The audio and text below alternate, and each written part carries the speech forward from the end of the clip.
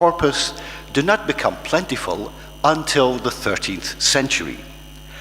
A profusion of fragments exists that still awaits systematic investigation, pertaining primarily to the Gospels, supplemented by lections in a variety of liturgical books with different transmission histories, together with commentaries, most of which, though, are roughly contemporary with the codices. In view of this, patristic references and allusions have been employed with great profit to illuminate passages of the vast unknown of the state of textual circulation in the early centuries. There is obviously much potential to be gleaned from comparison with the early Georgian version, the investigation of which is complicated by its multiple redactions and the traditional lack of comprehensive editions. Clearly, the most recent finds emerging from a fire in St. Catherine's Monastery on Sinai in 1975 are significantly augmenting existing resources in that medium, not to mention the exciting discovery of palimpsests exposing portions of the Caucasian Albanian version for the first time with interesting initial results. Within this complex of materials, the present paper seeks to contextualize the witness of the Armenian undertext of two palimpsests from the same cache, catalogued as Sinai Georgian 13 and 55, containing 10 folios of the New Testament and 32 from the Old, paleographically dated to the 8th, 9th centuries, partially on the grounds that the upper level of Georgian ascetic works is dated not later than the 10th to 11th centuries. Questions remain regarding the ultimate provenance of the works, whether they were penned in Sinai, where a group of Armenian monks is attested for some centuries, at St. Sabas Monastery in the Judean desert, or from Greater Armenia.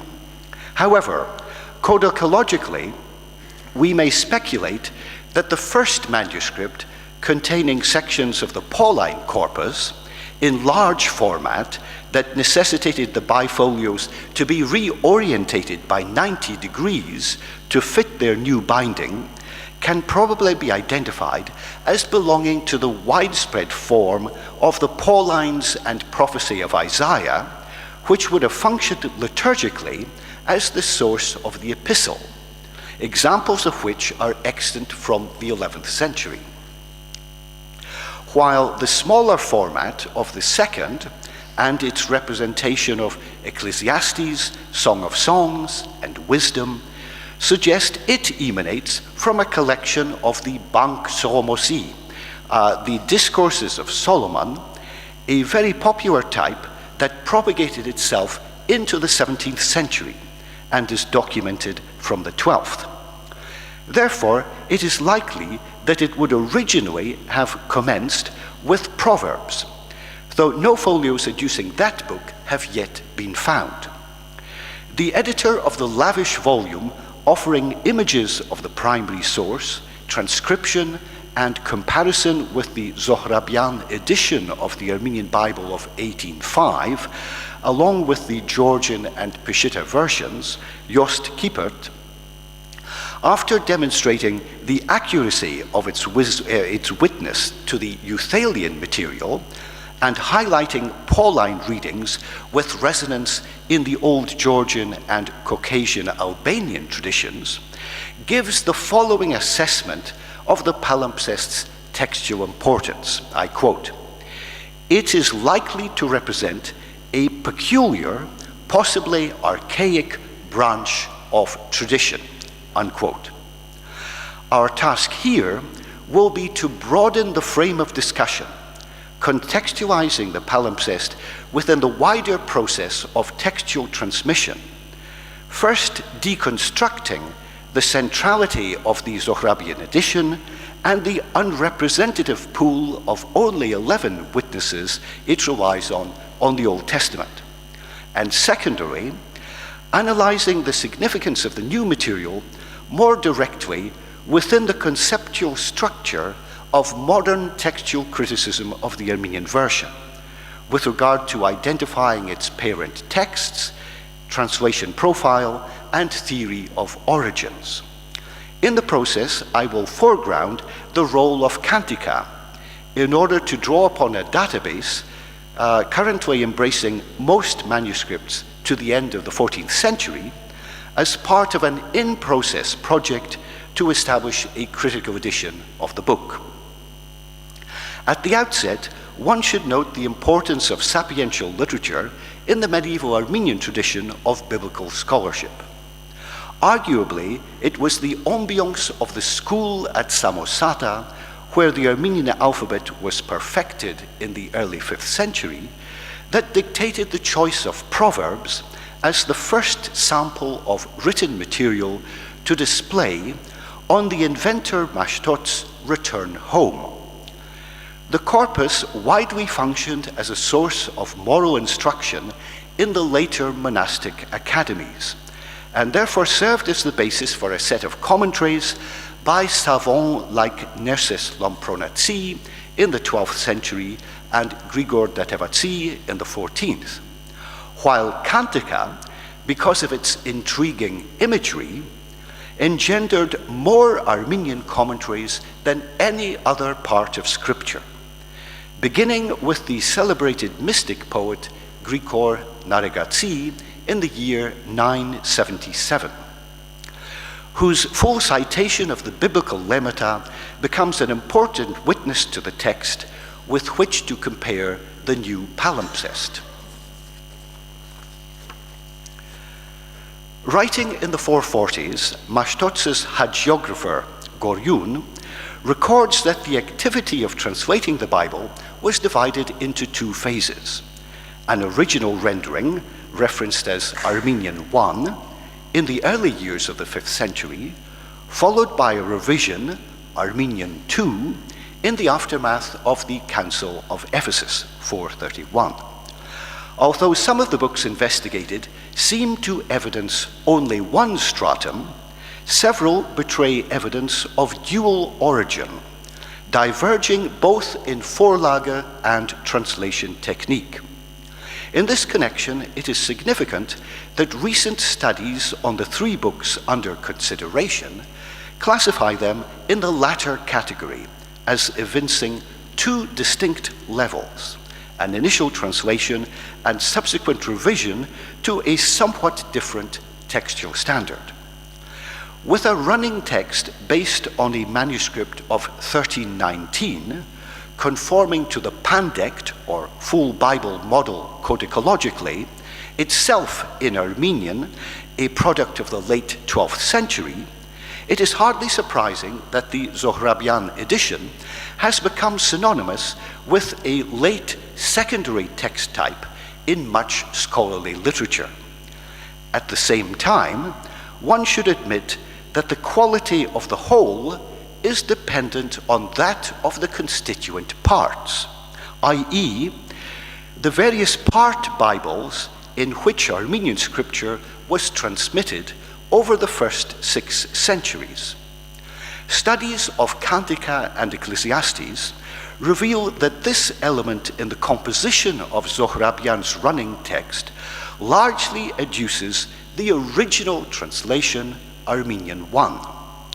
The existence of two strata in Cantica had already been proven by Voskian in his monograph of the 1920s.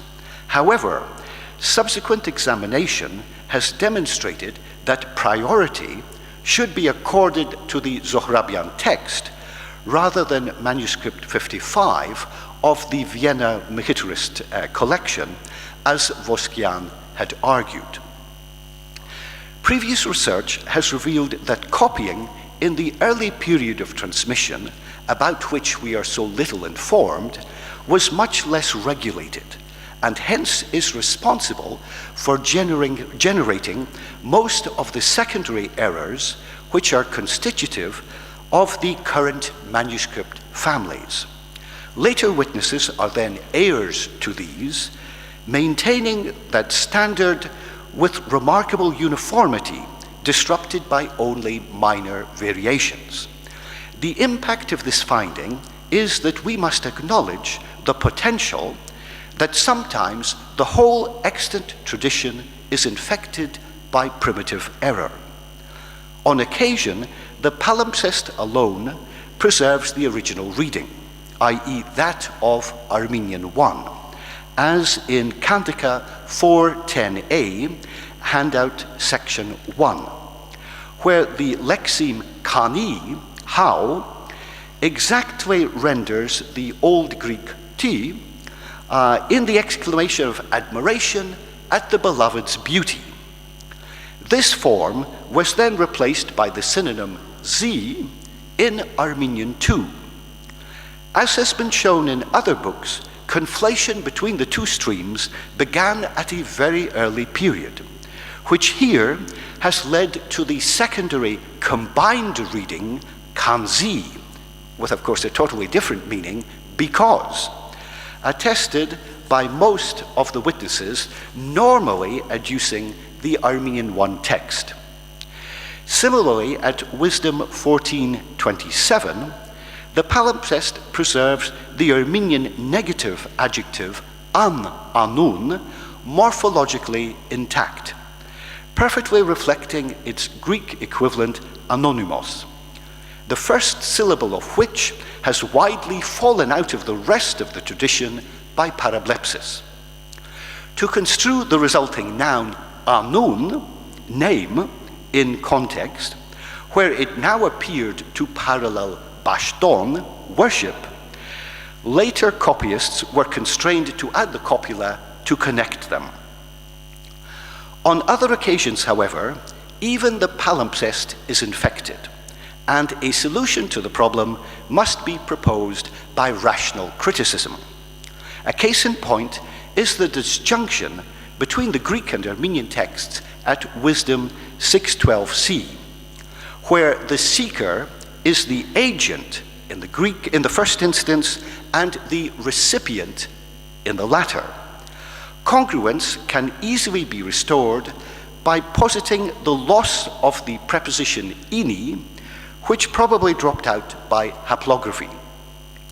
Finally, there are a number of cases where the palimpsest's textual profile has been compromised, like that of other witnesses, by the vagaries of the transmission process.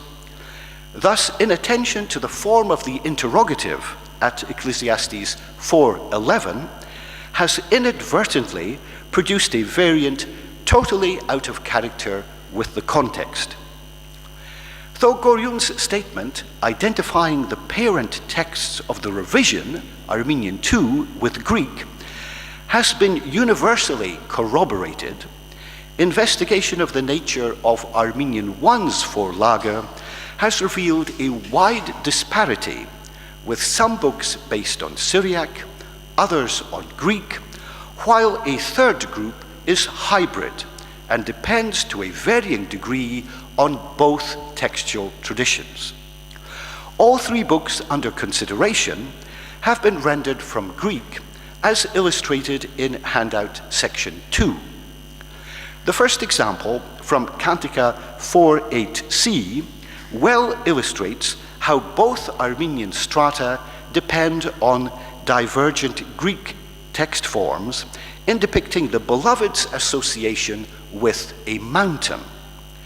The latter's precise location is designated alternatively Hermon and Ahermon. The first attested by Codex Vaticanus, with support from pre-hexaplar Latin witnesses, followed by Armenian 1, together with the palimpsest, while the second is read by Codex Sinaiticus and Alexandrinus, together with later Lucianic witnesses and incorporated in Armenian 2.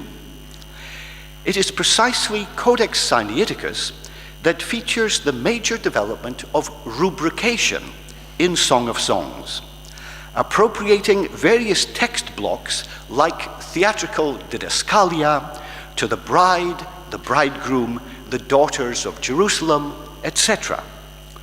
The incorporation of this provision into Armenian transmission was probably effected via Armenian II's affinities with Sinaiticus, while the palimpsest's complete lack of this apparatus implies it represents the Armenian I standard, which lacked this feature. The second example is, in this section, is from Wisdom 14:14 and illustrates inner Greek error, clearly suggesting that the Armenian version, together with the palimpsest, derives from the Old Greek. Comparison of the reading Nora Gronu Tiamp with a new religion, with its formal equivalent kenodoxia, with vain opinion, indicates the former depends on the unattested variant kainodoxia, where the initial diphthong by this time would have become a monophthong and therefore shared the same phonetic value as the other reading. However, it cannot be determined whether the variant existed in the translator's copy or purely in his mind. Meanwhile, the second section substantiates the secondary development of the Peshitta by the Armenian translator of Song of Songs, also reflected by the palimpsest, in contrast to Ecclesiastes and Wisdom of Solomon. Thus, at 4.8b, both agree in construing the second phrase, which the Armenian translator will also have understood as referring to a mountain, whose head he idiomatically rendered by the term gadar, summit.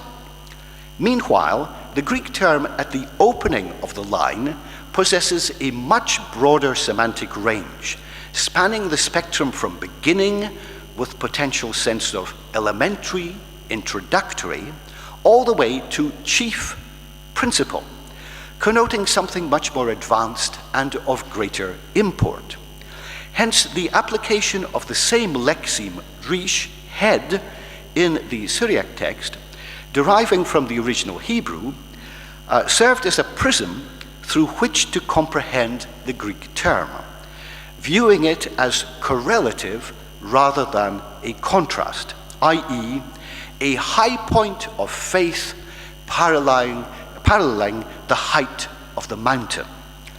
In contrast, the Armenian reviser, true to his more literalist creed, follows his Greek parent text word for word, without deeper consideration of the interrelation between the two hemistichs.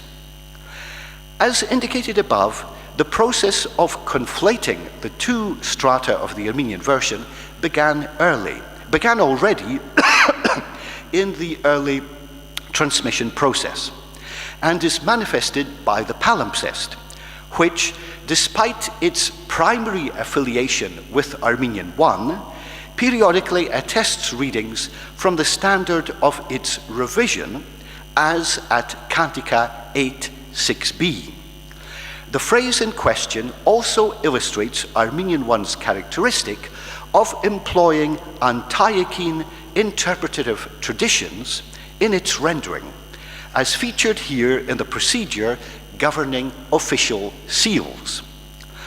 While the Old Greek repeats the term sfragida over 2 lines, Armenian I varies its representation by metonymy with regard to the seal ring, madani, similarly specifying the general Greek reference to the arm as the locus for imposing the seal, by denoting it, according to tradition, as the right hand, as adduced in the Armenian version at Revelation 13:16 and 14:9. The interpretative process may well have considered usage in other parts of Scripture, such as the passage from Jeremiah, that was witnessed by both the Old Greek and the Armenian texts.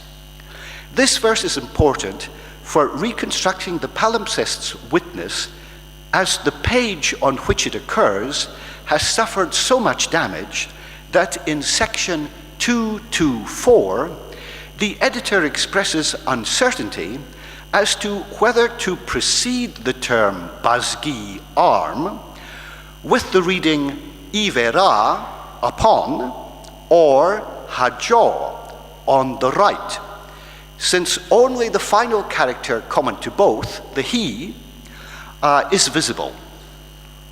In the actual reconstruction he gives in the running text, he determines on the latter course.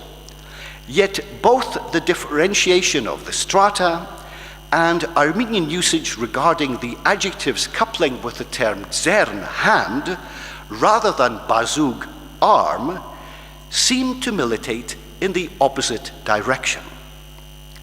Substantiating the palimpsest's dual witness, aligning at different points with both the original translation and its redaction, helps clarify Gippert's concern over the affiliation with both pre-hexaplaric and hexaplaric text types, since it is likely these can be apportioned between the strata, as discussed in handout section 5. At Cantica 4.13, the palimpsest is alone once again in evincing the shorter Armenian one reading in concert with Codex Vaticanus and a series of pre-hexaplaric Latin codices, while the other Armenian manuscripts represent the plus regarding the pomegranates. However, in contrast, at 7.14, it joins the rest of the Armenian tradition in attesting the hexaplaric Armenian 2 plus. Finally, at Wisdom 18.18, the palimpsest supports Armenian 2 against the early stratum. In discussing the plagues of Egypt, the Armenian 1 reading, meranein, they were dying, translates the running text, while the Armenian 2 form, meraner, he, she, was dying, agrees with the prime hexaplaric satellites together with Codex B and an assortment of other witnesses. This highlights Armenian 2's primary textual alliance with the hexaplaric group in this book, within which it exhibits a particular affiliation with minuscule 766, sometimes manifest in shared singular readings. The next section in the handout treats facets of the translation technique applied by the original Armenian translators. The first example illustrates the Antiochian exegetical penchant for recreating the complete scene surrounding events in the biblical record, a tendency also observable in the Armenian 1 emphasis on harmonizing all facets of a passage into one narrative whole. Thus, the employment of the compound term hungyereg at Cantica 4.14, supported by the palimpsest to render kalamos, thereby contextualizing it in a setting of perfumes and aromas, is sustained in the next verse by the selection of burastan, literally a place of fragrance, two parallel kypos. The practice neatly reveals the general Armenian 1 feature of setting its translation unit at the phrase level. In contrast, this nuance is lost in Armenian 2's stereotypical set of equivalents, reed and garden, at the word level. Meanwhile, the second case highlights Armenian 1's tendency to valorize the target language and idiom in contrast to the rigid patterns of stereotyping with a single-minded focus on the morphology of the base text that typifies Armenian 2. In more extreme cases, this procedure impairs communication at the semantic level by applying translation equivalents outside the accepted norms. This phenomenon is exemplified by the selection of the directional conjunction at 6.1 AB, whereas the Greek lexeme pou conveys both stationary location as well as direction of movement. These features are generally distinguished in Armenian, ur functioning in the first case, ha in the realm of motion. Moreover, in this verse, the reviser has violated Armenian idiom in his desire to maintain morphological purity with his parent text. In contrast, the original translator well illustrates Armenian idiom in two aspects, not only in maintaining the accepted form of conjunction in the first clause, but in nuancing it in the second, where the motion refers only to the eyes rather than to the whole person. The norm is well illustrated by reference to the work of the 5th century Armenian historian Pavstos. The final section reviews Armenian II's translation technique in some more detail, where it is also represented in part by the palimpsest. Maintaining its focus on the morphology of its parent text, occasionally Armenian II has recourse to transliterating unfamiliar terms, such as Kypros at Cantica 4.13b, the form of which reveals the impact of iticism on the phonetic value of the first vowel. This relatively rare Greek term referring to henna, in turn, seems to derive from a Semitic matrix. It clearly proved problematic for the translator of Armenian I also, who construed it in relation to the verb kypridzein, denoting blooming, and accordingly rendered it as zarig, flower, the root of the parallel Armenian verb zargel, considering it appropriate both in the immediate context and in the wider ambiance of the book, where it features at 2.13b, where the Old Greek formulation, amboloi kupridzusin, is rendered by morphemes of the same root in both Armenian strata. The brevity of expression typical of Wisdom of Solomon style often results in somewhat opaque formulations that the translator has to grapple with, one of which is Wisdom's action at 8.3, eugenean doxaze. She glorifies noble birth. As one might expect, the two Armenian strata approach the task from different perspectives. While the Armenian I translator creates the contextual rendering, Ust asnavaganutyan paravor e, she is glorious with regard to noble birth, the redactor's literalism leads to an isomorphic reproduction of the Greek, zasnavaganutun paravore. These differences, which begin on the conceptual level and so radically impact that of syntax and morphology, also reveal themselves in inner Armenian spheres like lexical choice and declension patterns, which time limitations preclude us from discussing here. As frequently occurs, a high degree of fidelity to the parent text and base language in matters of morphology, word order, and syntax, combined with regular stereotyping of lexical equivalents, leads the translator to err significantly on the criterion of linguistic adequacy, i.e., inappropriately conveying the work's semantic level. One facet of this approach is its over-reliance on one aspect of a given lexeme's semantic field to the exclusion of others, which may be more apposite in a specific context, as for example at Cantica 6.5a.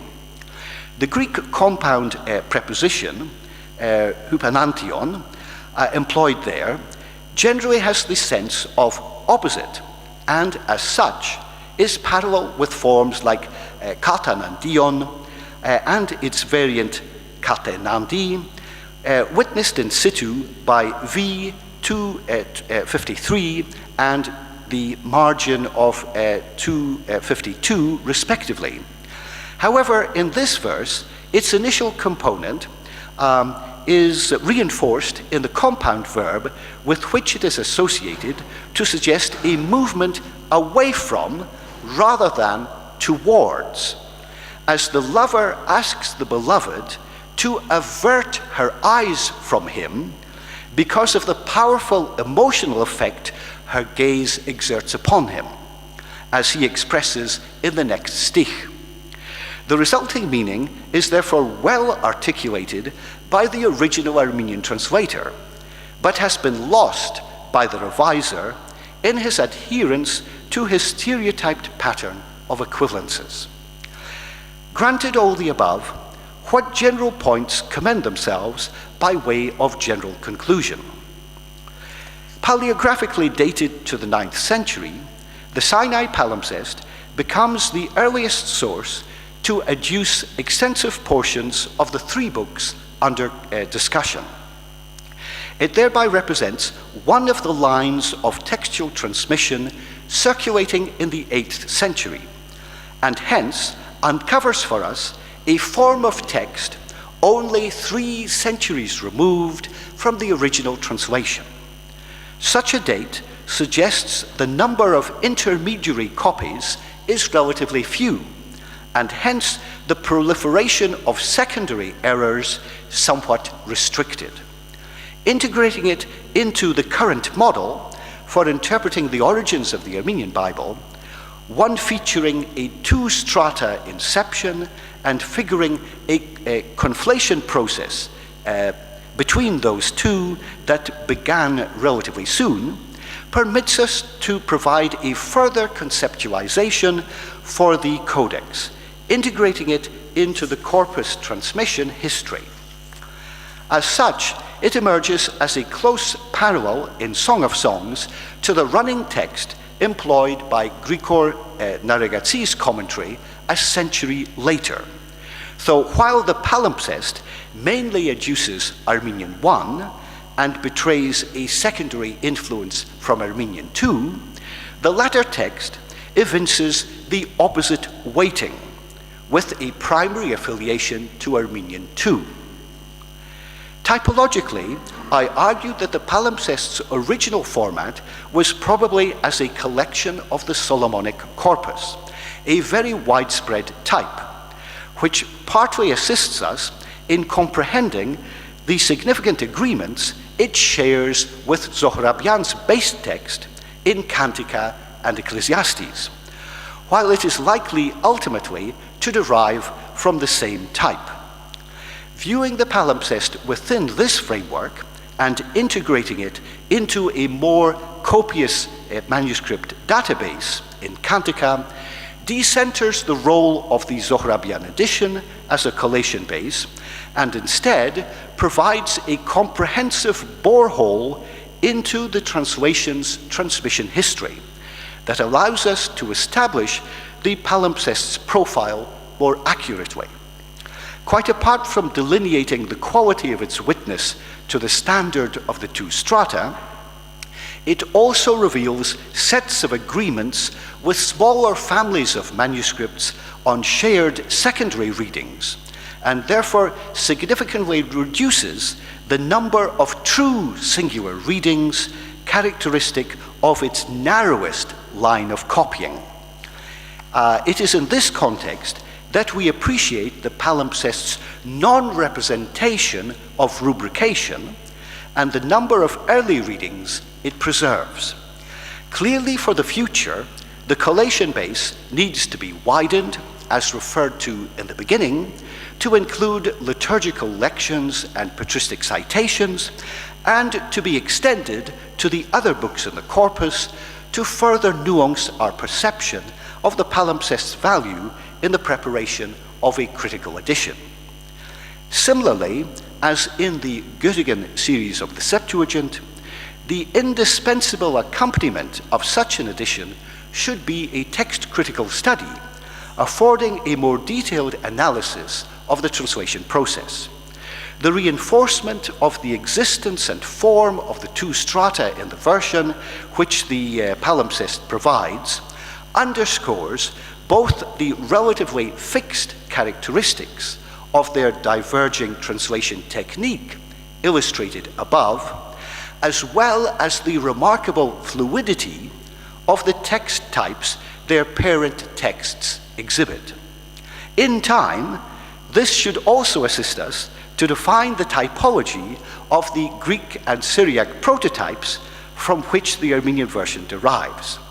But that is for another place and another time. Thank you.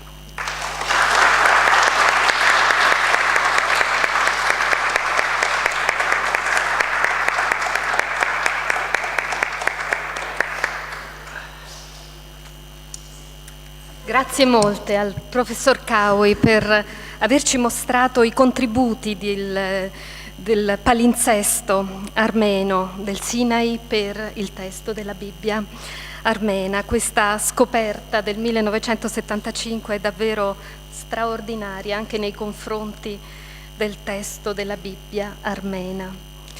Se qualcuno ha delle domande è il momento di porle al professor Kawi.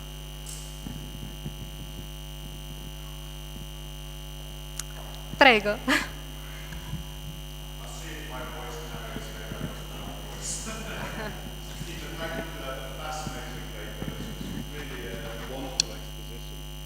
If I understood you correctly, which I may not have done, in this small body of sapiential writings, each of the individual texts seems to come from a very different textual basis. That you've got some that seem to have influence of a hexaparic background, others that have other textual origins. If these writings were transmitted together, how do you explain that they have such different backgrounds for each of these individual texts within this small corpus? And so that would be the first question. And the second one would be, does that suggest there are different schools of Armenian translation in different geographical areas, or is this simply a matter of different periods, different texts having meaning? Yeah, thank you, David, for that set of two questions. I think that fundamentally the alignment with the hexaparic text is largely associated with Armenian 2. Fundamentally, just to recap, we have an original translation which began fundamentally in the early 5th century. And very soon afterwards, it was then revised after the Council of Ephesus. And we have very little information about the basis for the original translation. We are somewhat better informed about that of the revision. We're told that round about that time, in fact, our major source is Goryun, and Goryun is largely tight-lipped.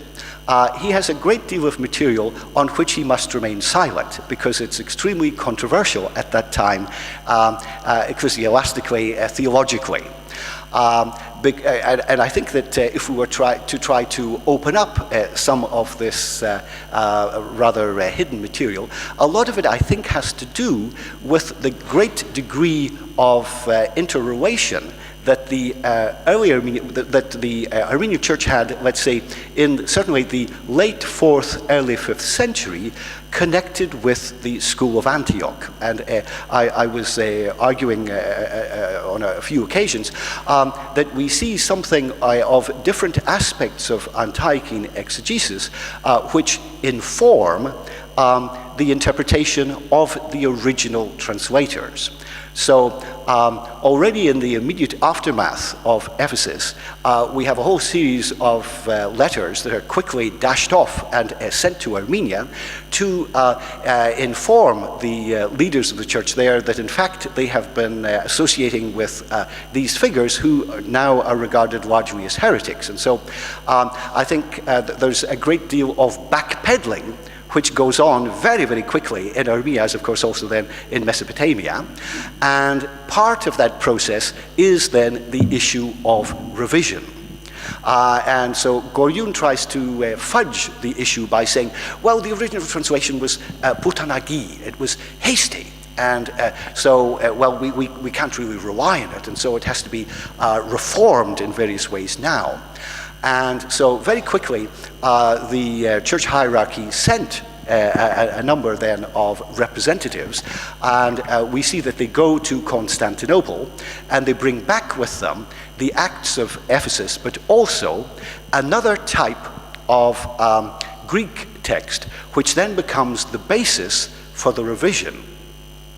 And I have to say that although in a number of the books that have been examined, it's true that it does seem to reflect more of a hexaplaric affiliation. This also is by no means complete or unitary. So for example, I didn't have a chance to mention in the presentation, but with regard to Ecclesiastes, it appears, and this is rather unusual, that both the text for the original translation and that underlies the revision were both most closely associated with the catena text type, so not with hexaplaric at all. And in other parts of Scripture, it appears also that the format of the text underlying the revision was also non-hexaplaric. So this is one of the points I referred to in the conclusion, that we have a number of very clear issues in determining what the text type is, because the translation technique of the two different phases is so different and is so systematic. But in terms of the underlying parent text, these are very diverse. So I think fundamentally I was arguing that largely where we see it, the hexaplaric association belongs to the revision. And that's based on a totally different textual tradition coming then from Constantinople. But the original, I think, there again, in many of the texts that have been reviewed, is seen as being pre-hexaplaric. But there again, the precise nature of that text also is enormously diverse. Now, with regard to the schools, I think to some degree I've already clarified that we're not talking about a series of translations which are pursued in different geographical locations at different times, but fundamentally everything really is focused on these two phases. It's very, very striking in the Armenian case. They're very different in that regard from their neighbors, obviously then the Syriac tradition, and as I alluded to, the Georgian tradition, where we have a whole series of later redactions and totally new translation initiatives.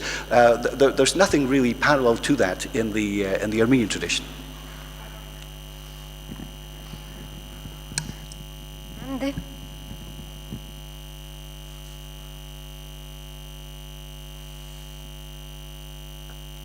Va bene, se non ce ne sono, allora chiudiamo ora la sessione armena ringraziando i due relatori. Il professor Pane è dovuto già scappare per andare a prendere il treno, ma grazie al professor Pane e grazie al professor Kawi per le loro dettagliate, interessanti e approfondite relazioni sul tema appunto delle edizioni della Bibbia armena. Rilancio l'invito di Monsignor Fumagalli di trovarsi qui a mezzogiorno per chi è interessato a vedere la mostra di Leonardo, e grazie a tutti.